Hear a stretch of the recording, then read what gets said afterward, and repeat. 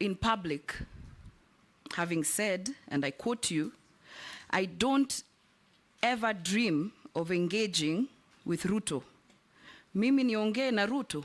Niongee na Ruto nini?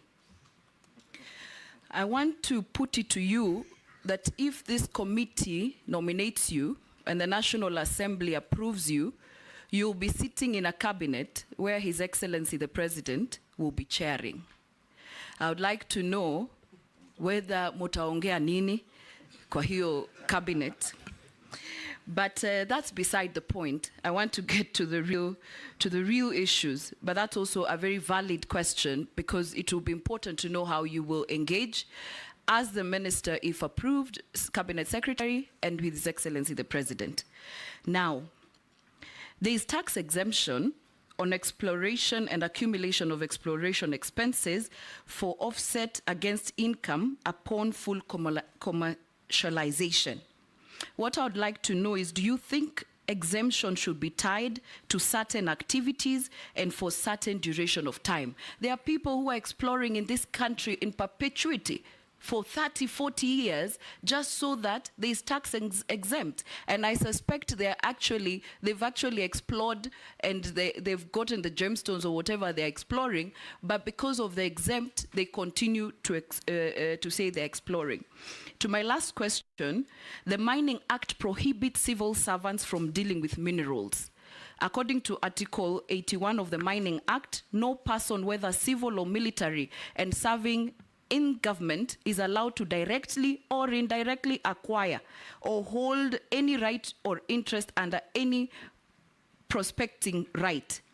Despite this provision, high-ranking government officials, public officers, state officers, and civil servants are involved in mining. And I'm sure some of them have started looking for you since you were nominated. What mechanisms and plans will you put in place to ensure that revenues from gemstone mining do not end up in the pockets of cartels without disclosure? Actually, I thought cartels are only in agriculture, health. I've come to realize during this appointments committee, cartels are everywhere, including mining. And how do you intend to protect and shield communities from unscrupulous miners and cartels? Nelson Koech. Mine also was a quick one too, on the same gemstone. Late last year, the president had this launched, it's called a Voi Gemstone Value Addition Center. It is ill-equipped, nominee. I don't know what you will do to make sure that there is value for money, and the small-scale miners are also able to be, are able to sell their mines in Voi Additional Center, Gemstone Additional Center. Number two is the mining law sets up several mechanisms which Kenyans can enjoy direct benefits from minerals. That is, for every sale of mineral, proportion of value of mineral is paid to the government as royalty, which is shared between national and county government and mining communities in the ratio of 70, 20 to 10, respectively. How then will you do differently to ensure the same is adhered to mining communities and county benefits? Nominee.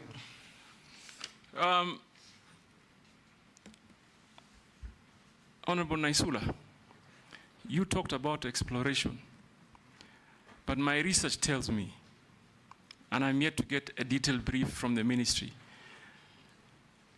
that you're imagining there are people doing exploration for 30 years. There are people doing prospecting for 40 years. How that makes sense, I have no idea. Whether it happens anywhere in the world, certainly it cannot be. How do you prospect for 40 years? So we need to quickly relook into our policy, Mr. Speaker. We can't as a country. And this explains why mining GDP's contribution is under 1%. It can't continue like this. It can't continue.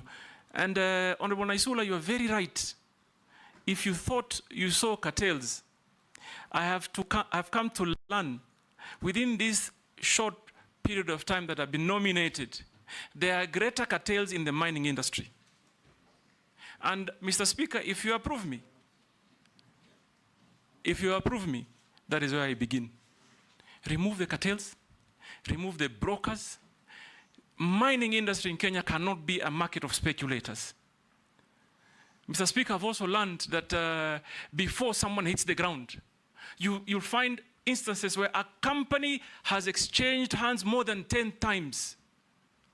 Someone has gone, applied for a license, given a license, sold it to the speaker, then sold it to Naisula, then sold it to Owen, then sold it to some farm in Canada, that one sells to China. All that time that they're speculating and gaining profits, the Kenyan people are losing. They are losing. It's only that I am, and this is a task I'm going to take, because it looks like Kenyan population really do not have an idea of what geological minerals may be in the country. They must get involved, and I'll take it upon me to ensure they get involved. So I identify completely with your sentiments, Honorable Naisula, and this is an urgent matter that must be discussed and be realigned in a manner that, that works and defeats those cartels. Mr. Speaker, Mr. Speaker, Honorable Naisula told me, nitaongea na. You don't have to answer that. Only fools don't change their minds. I was going to say it in Kiswahili. Go on and answer the other question. Wapumbavu tu ndo wabadilishe There is mawazo. a question on communities. On Yeah, I'm coming to that. Yes.